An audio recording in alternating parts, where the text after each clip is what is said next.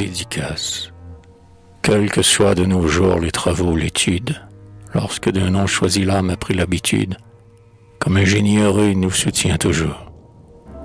Sans signaler lui-même errant dans nos discours, il y jette ce feu que rien ne peut éteindre.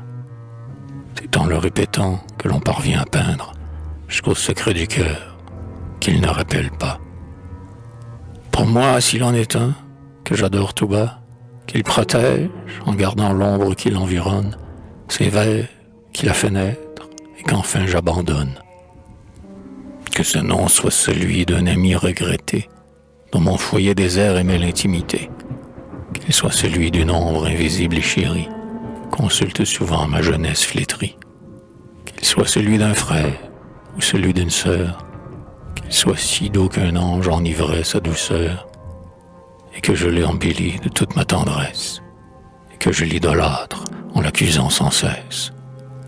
Qu'il ne soit plus pour moi qu'un amer souvenir, ou le gage enivrant d'un céleste avenir. Ce nom, ce n'est pas moi dont on pourra l'apprendre.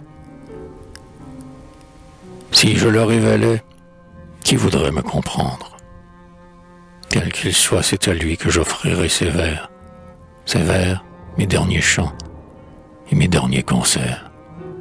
L'être qui le portait n'existe plus peut-être, mais s'il existe encore, il doit se reconnaître.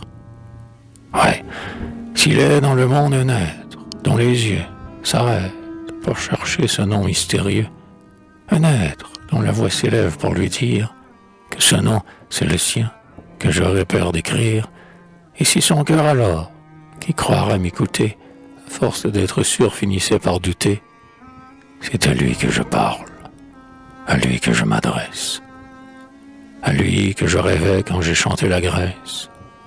C'est lui que j'aime, à lui que j'ai donné mes jours, lui qui m'inspire encore, qui m'inspirera toujours.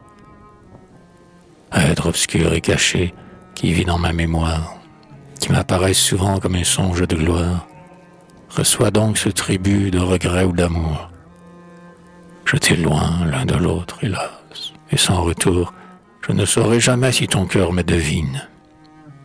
Mais l'esprit croit souvent ce que l'âme imagine. Il en doute du moins, et c'est le croire encore. Le tourment d'espérer mon dernier trésor, je ne le perdrai pas.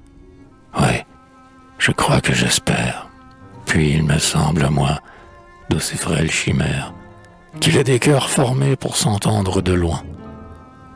De leurs pensées intimes, il existe un témoin qui leur porte en secret le secret qu'ils attendent. Sans jamais se parler, ils savent qu'ils s'entendent. Le vent, la mer, les fleurs, les livres qu'ils ont lus, les émeuvent encore quand ils ne se voient plus. Et dans le même instant vont, à travers l'absence, un amour qui s'ignore éveiller la puissance.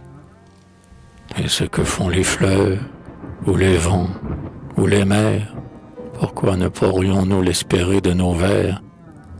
Ces vers tout imprégnés du nom qui les enflamme, avant de les écrire, ont passé par mon âme.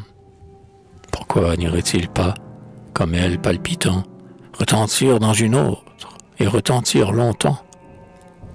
Oui, j'en crois ma pensée, et plus encore peut-être.